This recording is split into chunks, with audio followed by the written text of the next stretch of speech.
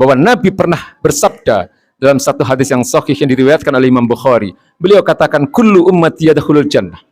Seluruh umatku nanti akan masuk surga. Illa man aba, kecuali mereka yang enggan. Qila, wa man ya'ba ya Rasulullah. Kemudian ditanyakan kepada mereka, kepada beliau, kepada baginda Nabi Muhammad SAW oleh para sahabat, ya Rasulullah, siapakah orang-orang yang enggan masuk surga itu? Kemudian baginda Nabi mengatakan, man ata'ani dakhalal jannah. Mereka-mereka yang taat kepadaku, merekalah orang-orang yang akan masuk surga. Wa man asani faqad aba. Dan orang-orang yang menyelisihi, yang menentang apa yang menjadi sunnah-sunnahku, merekalah orang-orang yang enggan masuk surga.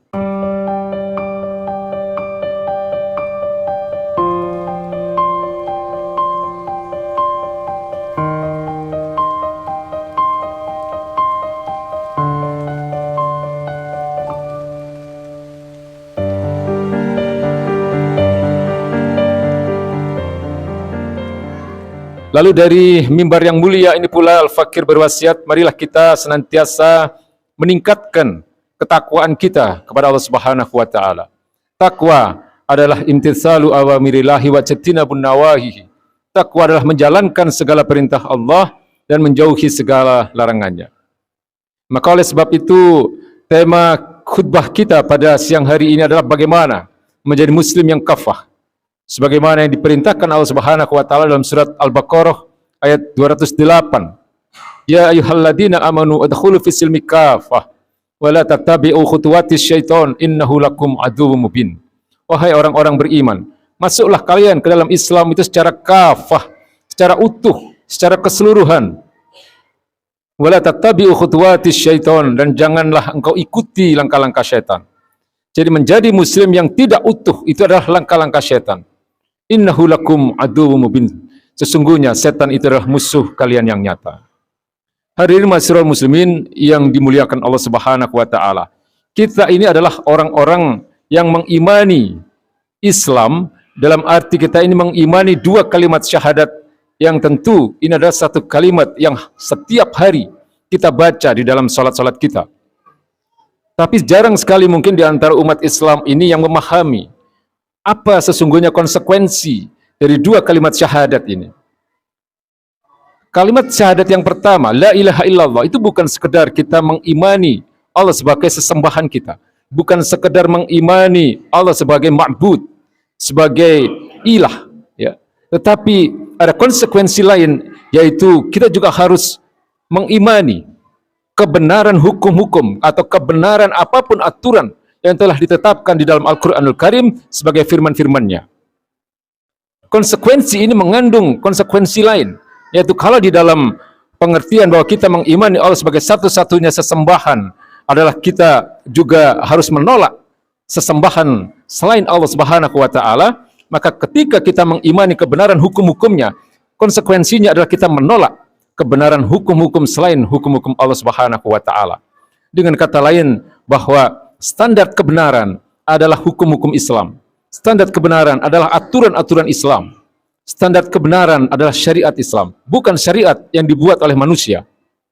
Karena dalam Islam telah jelas mana yang halal dan mana yang haram. Ini adalah konsekuensi kita terhadap kalimat syahadat yang pertama, yaitu la ilaha illallah. Lalu konsekuensi kita terhadap kalimat syahadat yang kedua, yaitu wa asyhadu anna Muhammadar Rasulullah. Bukan hanya sekedar mengimani kenabian beliau, bukan hanya sekedar mengimani kerasulan baginda Nabi besar Muhammad SAW, tapi juga harus menjadikan apa yang menjadi sunnah-sunnah beliau itu sebagai sumber hukum juga. Setelah sumber hukum yang pertama, yaitu apa yang menjadi firman-firman Allah Subhanahu wa taala. Jadi sunnah-sunnah beliau dalam arti apapun yang beliau ucapkan, apapun yang beliau lakukan, dan apapun yang beliau izinkan atas apa yang dilakukan oleh para sahabat, itulah sunnah-sunnah beliau yang harus juga menjadi sumber hukum kedua setelah Al-Quranul Karim. Maka inilah yang juga menjadi satu hal yang harus kita pahami untuk menyambut seruan dari Allah Subhanahu wa taala ketika Allah Subhanahu wa taala berfirman dalam surat An-Nur ayat 51. Innama kana qaulal mu'minina idza du'u ila Allahi wa rasulihi liyahkuma bainahum ay yaqulu sami'na wa ata'na. Sesungguhnya ucapan orang-orang beriman atau sesungguhnya hanya orang-orang beriman yang ketika kepada mereka diseru untuk mengimani dan untuk mengatur kehidupan mereka dengan apa yang telah diturunkan oleh Allah Subhanahu wa taala, maka ucapan mereka hanya satu, yaitu sami'na wa ata'na. Kami mendengar dan kami taat. Atau di dalam surat An-Nisa ayat 59 yang mungkin sering kali disampaikan oleh para khatib, Allah katakan atiullah wa atiur rasul wa ulil amri minkum. Taatilah Allah dan taatilah Rasulnya, wa ulil amri minkum, dan juga pemimpin-pemimpin di antara kalian. Maka kemudian para ulama tafsir menjelaskan bahwa yang dimaksud dengan ulil amri di situ adalah para pemimpin yang taat kepada Allah dan Rasulnya. Bukan sekedar pemimpin, tetapi pemimpin yang taat kepada Allah dan Rasulnya. Oleh sebab itu maka di dalam kalimat ini yang disertai dengan kalimat ati'u itu hanya Allah dan Rasulnya. Ati'ullah wa ati'ur rasul wa ulil amri minkum. Jadi ini yang kadang-kadang kita ini tidak paham, bahwa ketaatan kita kepada Allah Subhanahu wa taala dan ketaatan kita kepada baginda Nabi besar Muhammad SAW itu adalah menjadi kunci bagi kita untuk menjadi seorang muslim yang kafah. Imtitsalu awamirillahi wa jatinabun nawahi, menjalankan segala perintah Allah dan menjauhi segala larangannya. Namun hari ini kita bisa melihat bagaimana kondisi kita hari ini, kondisi umat Islam secara umum, baik orang-orang biasa, rakyatnya, apalagi para pemimpinnya. Kita melihat semakin jauh dari nilai-nilai keislaman, semakin jauh dari ketaatan kepada Allah Subhanahu wa taala. Kita bisa melihat bagaimana mereka justru semakin menjauh dari agama ini. Mereka mengaku muslim, mereka mengaku mengimani Allah dan Rasulnya, tetapi justru pelarangan jilbab misalnya, itu justru datang dari mereka yang mengaku beragama Islam. Mereka mengaku berislam, mereka mengaku mengimani Allah sebagai Tuhannya, sebagai sesembahannya, dan juga mengimani kenabian baginda Nabi besar Muhammad SAW. Tapi justru kemudian mereka melakukan atau mengeluarkan pelarangan misalnya terhadap jilbab bagi anak-anak sekolah ketika melakukan upacara kemarin. Padahal menggunakan jilbab atau menutup aurat itu adalah bagian dari kewajiban kita sebagai kaum muslimin dan muslimah. Ada aturan-aturan yang jelas untuk muslimah, bagian-bagian mana yang harus ditutupi. Ya, rambut itu adalah bagian dari aurat bagi kaum muslimah. Maka tidak boleh kemudian mereka yang sudah punya kesadaran untuk itu kemudian justru diarahkan untuk melepas hijab mereka. Ini adalah bagian dari upaya-upaya menjauhkan umat Islam, terutama anak-anak didik kita, dari agama ini. Ya, meskipun kemudian BPIP yang menjadi pemrakarsa dari pelarangan ini kemudian meralat aturan itu ketika kemudian umat Islam banyak yang melakukan koreksi. Jadi karena tekanan masyarakat, tekanan umat Islam lah kemudian mereka meralat kebijakan itu dan kemudian memperbolehkan siswa-siswa itu untuk mengenakan jilbab. Atau contoh lain bisa kita katakan, bagaimana bisa seorang pemimpin yang mengaku beragama Islam kemudian justru melakukan atau memberikan satu aturan untuk melakukan penyediaan alat kontrasepsi bagi anak-anak sekolah, bagi para remaja, ya, dengan tujuan dalam rangka untuk menghindarkan mereka dari penyakit berbahaya dan seterusnya. Ini adalah bagian dari upaya untuk menjauhkan mereka dari agama. Seharusnya yang dilakukan adalah berikan penyadaran pada mereka untuk menjauhi perzinahan itu sendiri. Menyediakan alat kontrasepsi bagi mereka, anak-anak yang masih berusia sekolah. Itu menurut Al-Fakir tidak jauh beda dengan memberikan kesempatan kepada mereka untuk berzinah asal tidak hamil. Ini satu kebijakan yang luar biasa jauh dari keislaman. Luar biasa jauh dari akidah dan syariat Islam. Padahal mereka adalah orang-orang yang mengaku beragama Islam. Dan bisa Al-Fakir katakan bahwa ini adalah upaya sekulerisasi, upaya menjauhkan umat Islam ini dari ajaran-ajaran Islamnya. Sekulerisasi atau sekulerisme itu adalah fasluddin anil hayah, fasluddin anid daulah. Dipisahkannya dari kehidupan, dipisahkannya agama dari kehidupan, dipisahkannya agama dari negara. Inilah yang disebut dengan sekulerisme. Ya, pemisahan agama dari kehidupan dan pemisahan agama dari aturan bernegara. Umat Islam harus paham ini. Dan umat Islam harus menolak upaya-upaya sekulerisasi ini.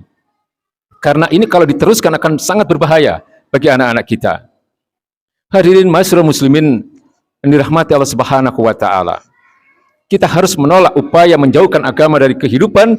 Dengan kata lain bahwa kita harus mengarahkan generasi-generasi penerus kita ini untuk menjadi seorang muslim yang utuh, untuk menjadi seorang muslim yang kafah. Islam adalah agama yang sempurna, sebagaimana apa yang difirmankan oleh Allah Subhanahu wa taala di dalam surat Al-Maidah ayat 3. Al-yauma akmaltu lakum dinakum wa atmamtu alaikum ni'mati wa raditu lakumul Islam madina. Maka sebagai agama yang sempurna, Islam itu mengatur seluruh aspek kehidupan. Islam bukan hanya mengatur persoalan-persoalan individu. Islam bukan hanya mengatur persoalan-persoalan ritual ibadah, tapi Islam juga mengatur berbagai hal yang terkait dengan muamalah. Islam juga mengatur hal-hal yang terkait dengan hubungan antar manusia. Dan yang terpenting adalah bahwa Islam tetap akan relevan dengan perkembangan zaman. Islam tidak akan pernah menjadi agama yang ketinggalan zaman.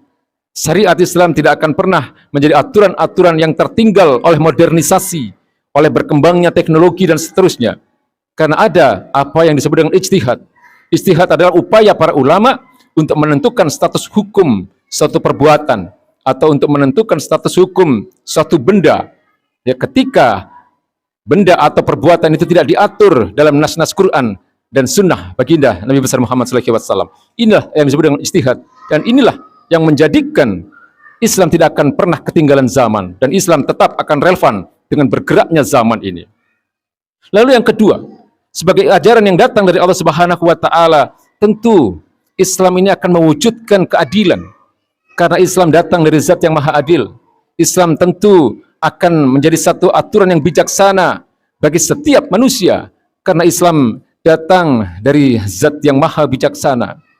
Aturan Islam, syariat Islam pasti baik karena datang dari zat yang maha baik, dan pasti sempurna karena datang dari zat yang maha sempurna. Maka kalau kita melihat apa yang disebut dengan maqasidus syariah, tujuan diturunkannya risalah Islam ini adalah bahwa syariat Islam itu akan melindungi nyawa-nyawa manusia, akan melindungi harta-harta manusia, akan melindungi akal manusia, akan melindungi keturunan-keturunan manusia, akan menjaga kehormatan manusia, dan tentu juga akan menjaga kemuliaan agama ini.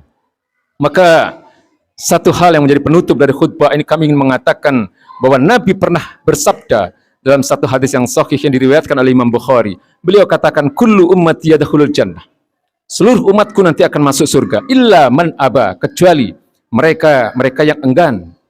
Qila wa man ya'ba ya Rasulullah. Kemudian ditanyakan kepada mereka, kepada beliau, kepada baginda Nabi Muhammad SAW oleh para sahabat, ya Rasulullah, siapakah orang-orang yang enggan masuk surga itu? Kemudian baginda Nabi mengatakan, man ata'ani dakhalal jannah.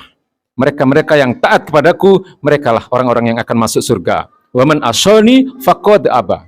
Dan orang-orang yang menyelisihi, yang menentang apa yang menjadi sunnah-sunnahku, merekalah orang-orang yang enggan masuk surga. Semoga kita dihindarkan dari golongan orang-orang yang enggan terhadap apa yang diwajibkan oleh baginda Nabi Muhammad SAW, yaitu menjadikan sunnah-sunnah beliau sebagai sumber hukum, sebagai jalan hidup kita, baik dalam kehidupan dunia ini, sehingga kemudian kita akan menikmati kebahagiaan dalam akhirat nanti. Barakallahu wa lakum fil Qur'anil azim wa nafa'ani wa hadirin ma'asyiral muslimin yang dirahmati Allah Subhanahu wa taala. Sebagai khutbah kedua ini, kami ingin menyampaikan apa yang menjadi wasiat dari baginda Nabi Muhammad SAW ketika haji wada, haji perpisahan beliau. Beliau katakan, taraktu fikum amroini lan tadillu abadan in tamassaktum bihima, kitaballah wa sunnata rasulih. Aku tinggalkan bagi kalian dua perkara, di mana jika kalian berpegang teguh kepada dua perkara ini, maka kalian tidak akan tersesat selama-lamanya. Maka kedua perkara itu adalah Al-Quranul Karim dan sunnah-sunnah Rasulnya, sunnah-sunnah baginda Nabi Muhammad SAW. Semoga Allah berikan hidayah kepada kita. Semoga Allah senantiasa mengampuni dosa-dosa kita. Semoga Allah Subhanahu wa taala menyelamatkan generasi penerus kita. Marilah kita rendahkan diri kita di hadapan Allah Subhanahu wa taala. Semoga Allah menolong kita, menolong seluruh umat Islam, baik yang ada di Indonesia ini maupun yang ada di berbagai belahan dunia. Allahumma ighfirlil mu'minina wal mu'minat wal muslimina wal muslimat al ahya'i